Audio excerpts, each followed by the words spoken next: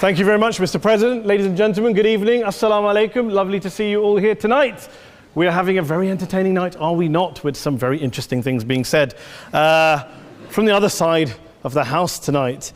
Let me begin by saying, as a Muslim, as a representative of Islam, I would consider myself an ambassador for Islam, a believer in Islam, a follower of Islam and its Prophet. So, in that capacity, let me begin by apologizing to Anne-Marie for the Bali bombings. I apologize for the role of my religion and me and my people, for the killing of Theo van Gogh, for 7/7. Yes, that was all of us. That was Islam, that was Muslims, that was the Quran. I mean, astonishing claims to make in the very first speech tonight, on a day like today, where the Conservative Prime Minister of the United Kingdom is having to come out and point out that these kind of views are anathema. And I believe you're trying to stand for the Labour Party to become an MP in Brighton.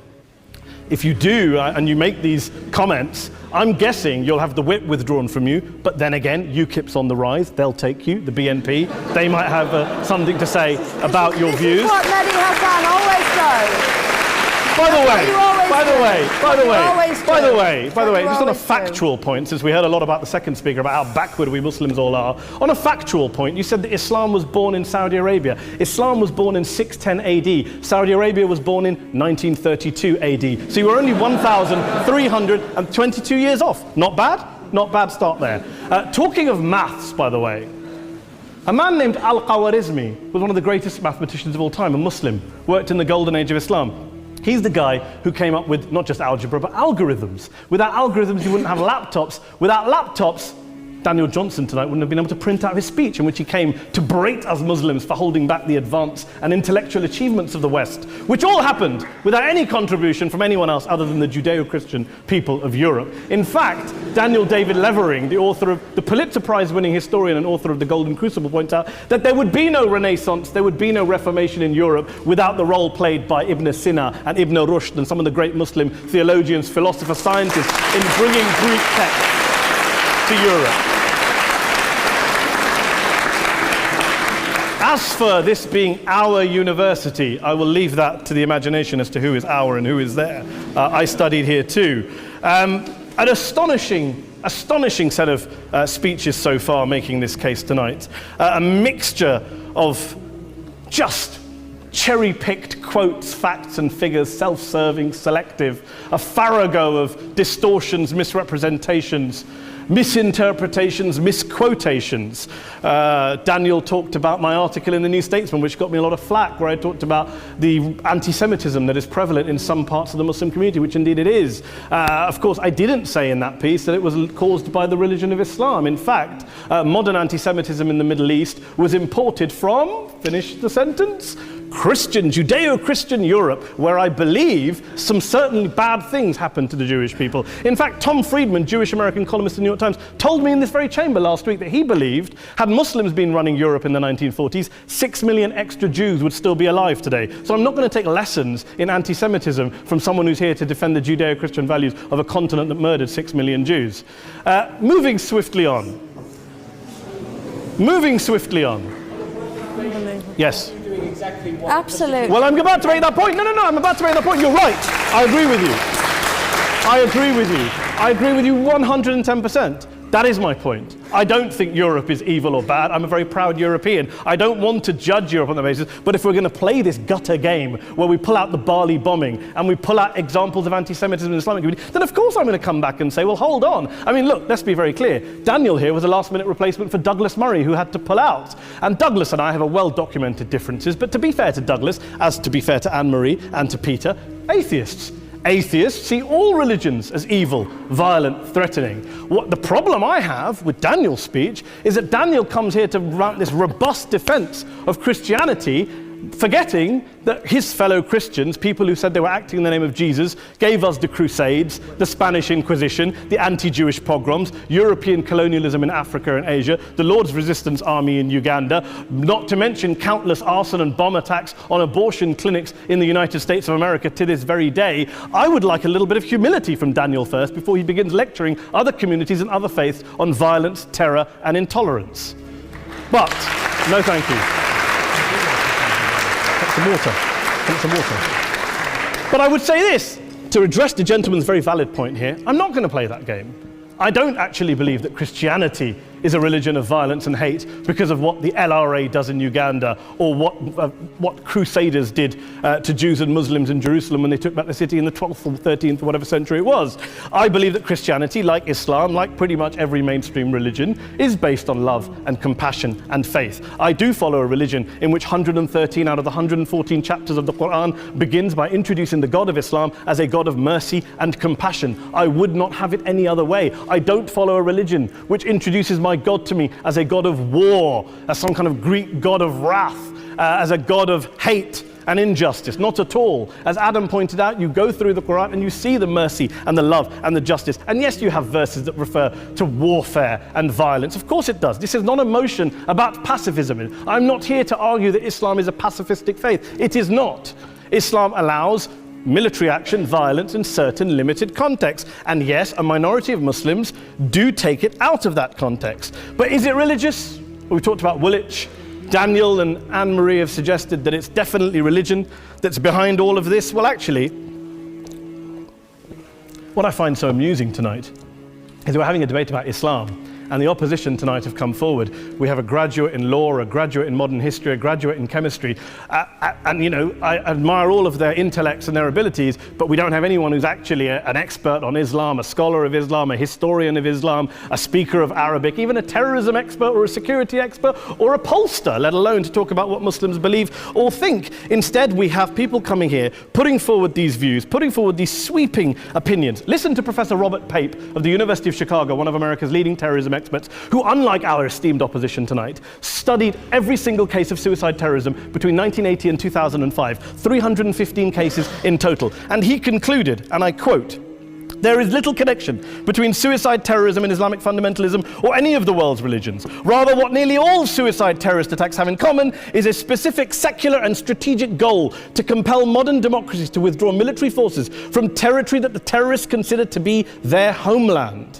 And the irony is, when we talk about terrorism, the irony is that the opposition and the Muslim terrorists, the Al-Qaeda types, actually have one thing in common, because they both believe that Islam is a warlike, violent religion. They both agree on that. They have everything in common. Osama bin Laden would be nodding along to everything he's heard tonight from the opposition side. He agrees with them. The problem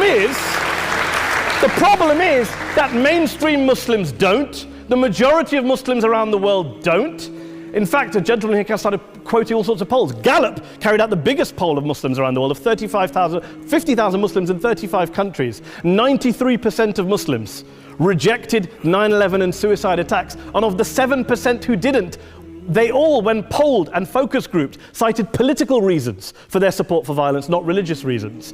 And as for Islamic scholars and what they say, well, Daniel talks about our University of Oxford. We'll go down to Oxford Centre for Islamic Studies, get hold of a man named Sheikh Afifi al-Akiti, who is a massively well-credentialed and well-respected Islamic scholar, who has studied across the world, who in the days after 7/7 published a fatwa denouncing terrorism in the name of Islam, calling for the protection of all non-combatants at all times, and describing suicide bombings as an innovation with no basis in Islamic law. Go and listen to Sheikh Tahir al-Qadri, one of Pakistan's most famous Islamic scholars, who published a 600-page fatwa condemning the killing of all innocents and all suicide bombings unconditionally without any ifs or buts.